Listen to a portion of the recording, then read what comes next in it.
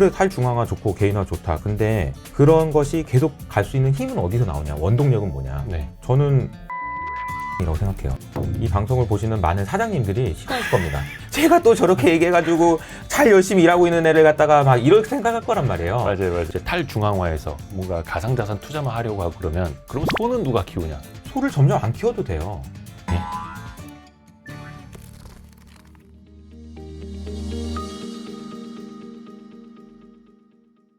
그럼 제가 뭐라고 불러야 되죠? 호칭을? 이사, 이효석 이사? 이사. 네. 승진.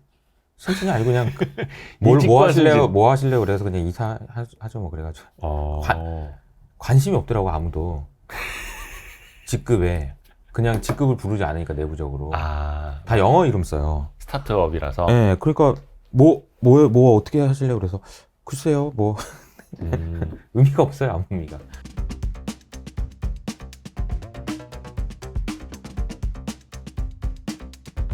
근데 직급은 약간 전통적인 냄새가 나는데 이제는 스타트업의 일원이 되신 거고. 그렇죠. 네. 아니 SK증권은 왜 나오신? SK증권을 나온 게 아니고 네. 스타트업 회사로 간 거죠. 물론 이제 SK증권에 나와서 간 거지만 네네네. 가기 위해서 나온 거라고. 가기 위해서 나왔다. 네, 조금 다른 개념인 것 같습니다. 그러시구나. 근데 저는 이효석 팀장이 이렇게 유튜브를 보면서 네. 내심 생각을 한 게 있습니다. 뭐요? 저분 언젠간 나간다. 네. 저분 언젠간 나간다. 뭐 제가 이제 그런 오해들을 많이 받아요. 네. 나가려고 저런다 이런 생각을 하시는 분이 많은데, 근데 뭐 나가려고 한 건 아니고 하다 보니까 나오게 된 겁니다. 그것도 사실 선후 관계가 좀 중요한 것 같아요. 그러니까 처음부터 그러면 나는 애널리스트 할 때부터 난 이렇게 나오려고 나왔냐? 전혀 그렇지 않죠. 다 열심히 하려고 애널리스트 열심히 하려고 했죠. 하다 보니까 이제 이렇게 된 거지. 뭐 나가려고 애널리스트 한 사람이 어디 있어요? 그렇지 않죠. 아니 근데 사실 그 유튜브도 SNS 일종이고 그건 이제 개인 자산이잖아요. 네. 예, 개인 자산이니까 또 본인의 어떤 뭐라 해야 되나 소득의 파이프라인 여러 개 중에 하나가 또 될 수도 있는 거라서 저는 되게 그걸 긍정적으로 보거든요. 앞으로 저는 이게 훨씬 더 심해질 거라고 봅니다. 맞아요. 네. 맞아요. NFT가 뭐 말이 많고 NFT 관련해서 뭐 종목들이 움직이고 저는 그것보다 그 이면에 있는 변화들이 훨씬 더 중요하다고 생각하는데 NFT가 만들어내는 그런 세상은 저 같은 사람이 진짜 많아질 거예요. 네. 저 같은 사람이 그냥 진짜 많아질 거다. 맞아요. 네. 그래서 뭔가 계속 개인화 되는 거고 어떻게 보면 최근에 뭐 미국의 그 비자발적 자발적 비고용자 혹은 이제 자발적 실업자 이런 사람들이 많아지고 있는 것도 약간 그런 흐름 아닐까? 약간 동남아 쪽에서 NFT 관련된 혹은 이제 P2E 게임들을 좀 많이 하면서 약간 그런 것도 시대의 흐름 중에 하나일 수도 있겠다는 생각을 해요. 저는. 맞아요. 그래서 저는 이제 탈중앙화, 디센트럴라이즈 이게 저는 이 시대에서 반드시 알아야 되고 이해해야 되는 시대 정신이라고 생각하는데 이게 무슨 말이냐? 그러면 뭐 그게 무슨 말이야? 이게 여러 가지 의미가 있는데요. 방송 또 디센트럴라이즈잖아요. 지금 탈중앙화잖아요. 그렇죠. 뭐 이제는 더 이상 지상파나 뭐 케이블이나 그쵸. IPTV나 여기 얽히질 않으니까요. 그러니까 기존에 가지고 있던 권력들이 단순히 이제 뭐 암호화폐 시장에서 얘기하는 것들은 저 연준 나쁜 놈들 밉다 막 이런 걸로 하니까 마치 연준에 은행에 금융권에만 그런 중앙화된 그런 권력이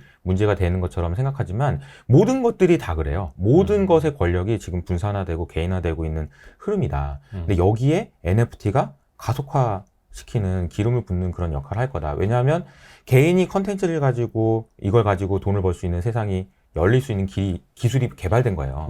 그래서 저는 이런 흐름들이 되게 많이 발전할 거라고 생각하고, 한편으로는 그러면 뭐 그래 탈중앙화 좋고 개인화 좋다. 근데 과연 왜 그런 것이 계속 갈 수 있는 힘은 어디서 나오냐? 원동력은 뭐냐? 저는 자산 가격 상승이라고 생각해요. 자산 가격 상승. 예. 자산 가격 상승이 이게 무슨 말이 갑자기 뜬금없다고 생각하실 수 있는데 이런 거죠. 예를 들어서 우리가 기존에 그냥 회사를 다녀요. 그러면 프로젝션이 되잖아요. 55세까지 나는 어떤 흐름으로 가서 나의 자산은 이런 식으로 될 것 같다. 대충 더하기 빼기 얼마까지 오르고 언제 퇴사하고 막 이런 식. 더하기 빼기 하면 다 나옵니다. 더하기 빼기 하면 직선이죠. 근데 그 선은. 근데 이렇게 선을 그어봐서 아무리 임원이 돼가지고 더 열심히 해서 임원하면 이 기울기가 약간 올라가겠죠. 그러나 여기는 절대 갈 수 없죠. 근데 집값은 여기 있잖아요.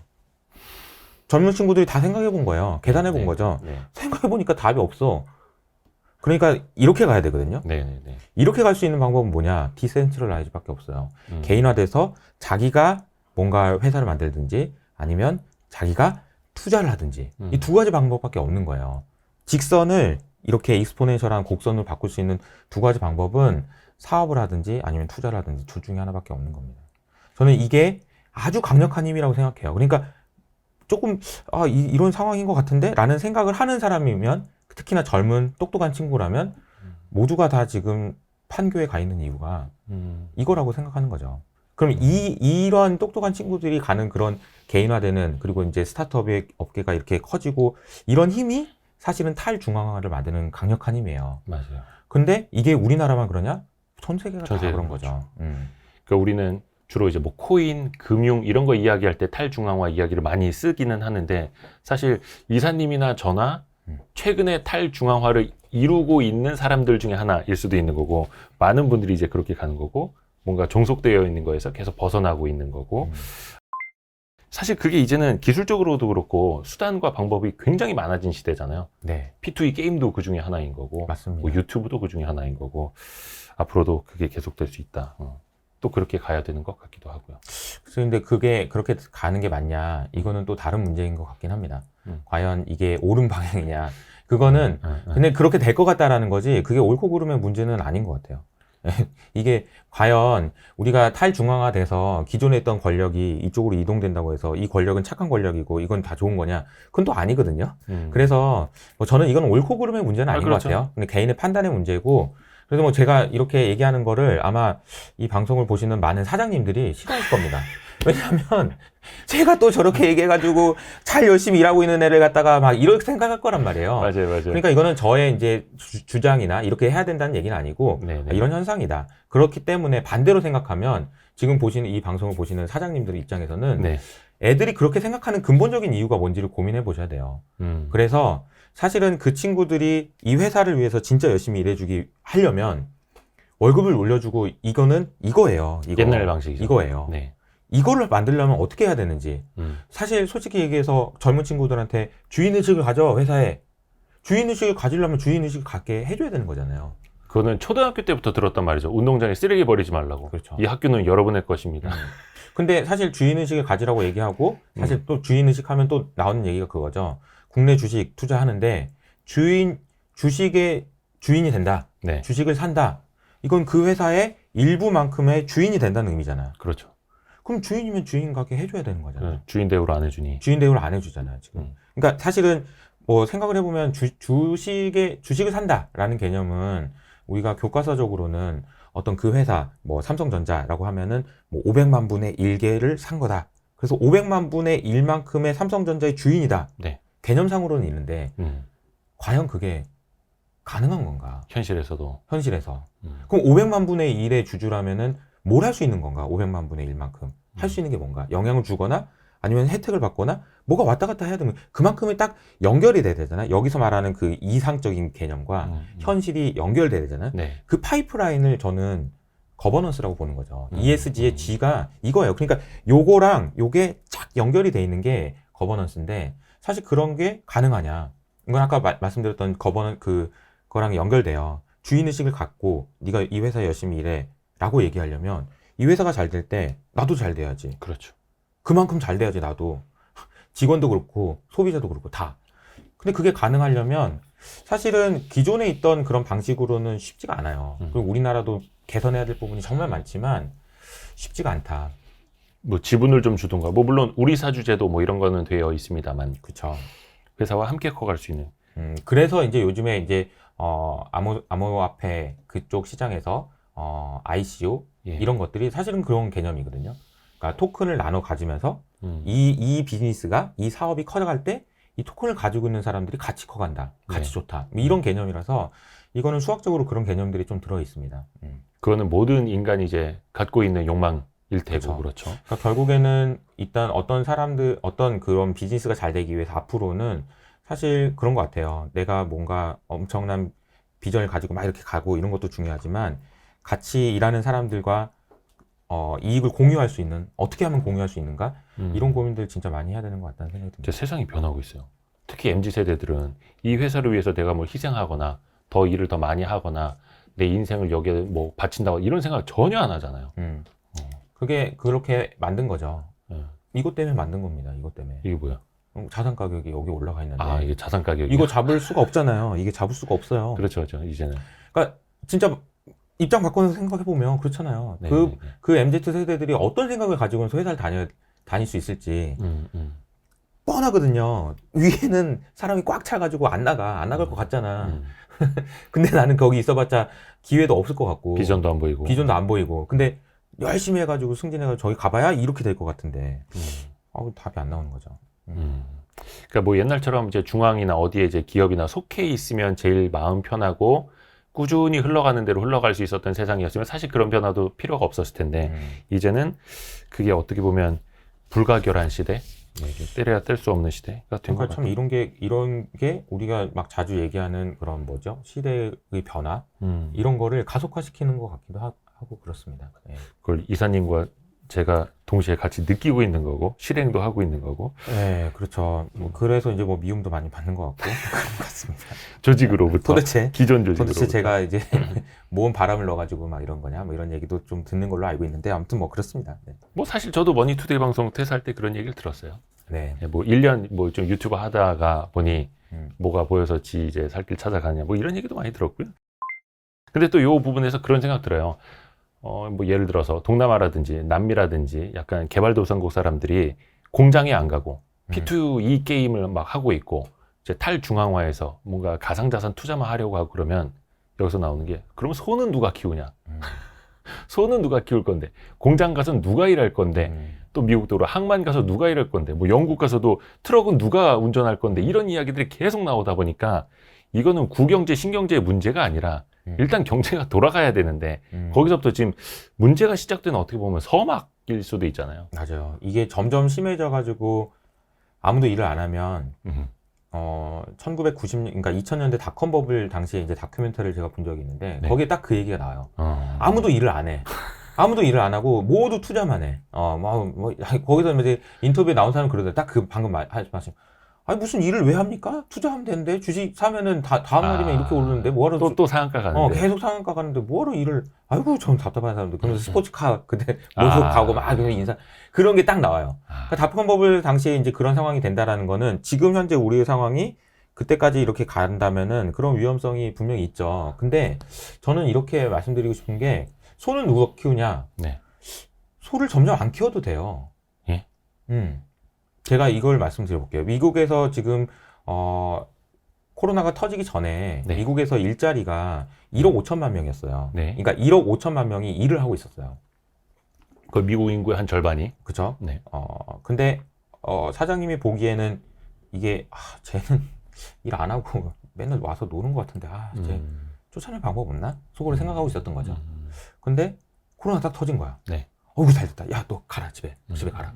싹 쫓아낸 게 2,400만 명을 쫓아냈어요. 어마어마한 거죠, 그것도. 한꺼번에 싹 레이오프 했죠. 그래서 네. 월스트리트 저널 그때 신문에 보면은 아직도 기억이 나는 게 한 페이지에 그 맨날 이게 월가 이렇게 있다가 그 해에 이렇게 일자리가 줄어든 게 나오죠. 그 신문지 지면 끝까지 가봐야 이 정도로 심각한 거예요. 2,400만 명 한 번에 잘랐습니다. 네.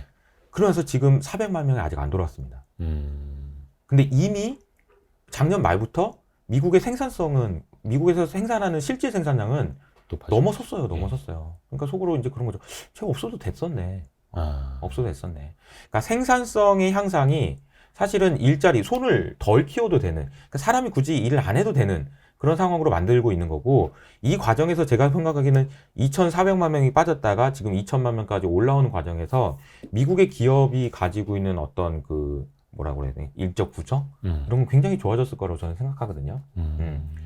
그래서 저는 그런 부분들도 뭐 미국 시장이 뭐 좋고 막 이런 거 여러 가지 이유가 있지만 그 부분도 있는 것 같고요. 아까 질문 주셨던 소는 누가 키우냐, 이것과도 연관이 있는 것 같습니다. 앞으로 사실 좀 더 기술이 발전하고 할 때마다 사람이 해야 되는 일들이 그렇게 많아지지는 않는 것 같아요. 그게 이제 과거랑은 좀 달라진 부분도 있는 것 같고요.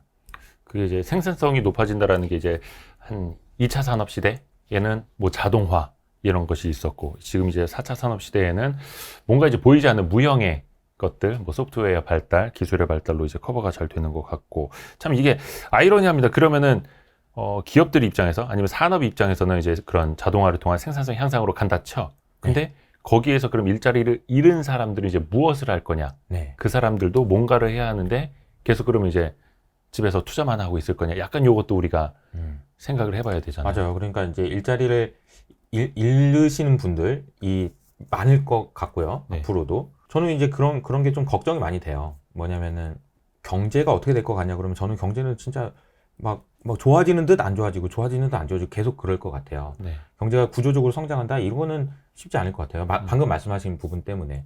소득이 지속적으로 늘어날 수 있는 뭔가 거리가 있어야 되는데 네. 그게 점점 어려워지는 거죠. 양질의 일자리도 계속 좀씩 줄어들 수밖에 없는 구조고. 네. 그래서 저는 그 부분이 좀 걱정이 됩니다. 중장기적으로. 그 나중에 사람들은 다 일 안 하고 메타버스 안에 들어가 있을 것 같고 음. 하기는 한데. 그게 이제 영화에는 나오는 얘기인데, 그쵸. 아, 진짜 그렇게 될 것 같은 거죠, 점점. 이번에 12월 말에 또 매트릭스 영화가 나오는데, 아, 올해, 예. 우리 좀 있으면 매트릭스 영화가 새로 이제 나와요. 그 영화가 나오면 또 무슨 얘기들을 할까, 사람들이. 아, 그렇구나. 메타버스. 그게 메타버스였는데, 그 빨간 약이 메타버스는 파란 약이 그 누워가지고 이거잖아요. 이렇게 뭐 이렇게 하고 막 있는. 예. 그래서 저는 이제 그런 흐름들이, 좀 글쎄요, 속도가 지금 좀 빨라지고 있고, 눈에 보이기 시작한 것 같다, 이런 생각이 좀 듭니다. 아직도 메타버스를 잘 이해 못 하시는 분들이 많아요. 왜냐면 이게 아직 우리가 실체적으로 느끼기가 조금은 힘들잖아요, 지금은. 뭐 물론 레디 플레이어 원이라는 영화, 매트릭스라는 훨씬 더 전에 나온 영화에서 우리는 체감을 하기는 했습니다만 아직 우리가 거기까지 갈 건가라는 거에 대해서는 혹자들이 얘기하기에는 90년대 초반에 인터넷 시대가 막 이제 시작이 될 때 우리가 그거를 과연 인터넷 시대라는 건 뭐지? 이렇게 가물가물하게 생각을 했던 거랑 거의 비슷한 시점에 좀 와 있는 것 같거든요. 제가 이제 메타버스 관련된 정의를 여러 군데서 이제 하시는 분이 많고, 네. 왜냐하면 아직 명확한 정의가 없어서 이제 사람마다 다 다른 정의를 하고 있는 것 같아요. 그래서 많은 분들의 정의가 그거죠. 메타버스는 어떤 공간이다, 뭔가 가상 환경의 어떤 공간이다, 이렇게 자꾸 생각을 하죠. 그거를 떠오르죠. 떠오르죠. 그래서 뭐 여기 말고 저기 어디 뭔가 있는 뭔가 이런 생각을 많이 하시는데, 제가 본 그 메타버스의 정의 중에 가장 인상적이었던 거는 시점이다, 모먼트다, 메타버스는. 이런 정의를 하신 분이 있는데, 저는 그게 참 인사이트가 있다고 생각해요. 무슨 얘기냐면, 내가 지금 우리가 만나서 이렇게 대면하고 이렇게 책 만지고 이런 세상이 중요한지, 네. 아니면 카톡이 됐든 페이스북이 됐든 유튜브가 됐든 사실 가상 공간이잖아요. 네. 그 공간에서의 내가 더 중요한지. 근데 그 두 개를 저울질하다가 점점 이게 중요해지고 있어요. 네, 근데 사실은 우리는 일상 24시간 중에 자는 시간을 제외하면 사실은 이 공간에서 더 많이 활동하고 있거든요. 지금 이미. 그리고 이 공간에서 내가 사실 더 중요하거든요. 지금 이게 유튜브를 통해서 나가고 있는 것처럼. 그렇죠. 근데 물론 이렇게 만나면 더 반갑고, 친구도 오랜만에 만나서 밥도 같이 먹으면 더 반갑죠. 이게 더 훨씬 더 밀도가 있죠. 하지만 냉정하게 생각해서 24시간 중에 잠자는 시간을 제외하고 얼마나 내가 그러면 어느 순간에 이게 더 중요해진 세상이 어떤 분들한테는 이게 훨씬 더 중요한 세상이 됐을 거고, 그렇죠. 특히나 젊은 세대들 같은 경우에는 이게 훨씬 더 중요한 애들이 많겠죠. 그러면 이게 50% 이상 어느 순간 이렇게 넘어가는 순간이 그게 메타버스가 현실화되는 그 순간이다, 이렇게 얘기하는 정의가 있었는데, 네. 그 정의가 참 와닿지 않으세요? 그러니까 말씀하신 데 딱 떠온 게 그거예요. 뭐 틱톡이 됐든 개인 SNS에 그 얼굴 보정해주는 앱들 있잖아요. 그래서 어떤 분들이 되게 조금 못생겼었는데 과도하게. 예, 과도하게 얼굴이 딱 보정이 돼서 엄청난 인플루언서가 되고 스타가 되고 막 팬들이 많아지고. 그렇죠. 사실 그것도 어떻게 보면 맞죠. 가상현실 아닙니까? 스킨, 뭐 미니미, BGM, 프사 이런 거에 공을 들이는 것도 어떻게 보면 사실은 메타버스의 일환일 수도 있겠다라는 생각을 하고요. 근데 이게 어쨌든 코로나 때문에 이런 부분들이 굉장히 가속화가 됐고, 네. 저는 이거를 되게 비가역적인 변화다. 돌아갈 수가 없어요. 맞아요. 이미 너무 편해서. 그리고 메타버스 공간으로 이제 막 이걸 추구하고 막 이렇게 하는 또 원동력이 뭘까를 생각해 보면, 그러니까 기존에 이쪽에서 장사 잘하고 있던 회사들 말고, 네.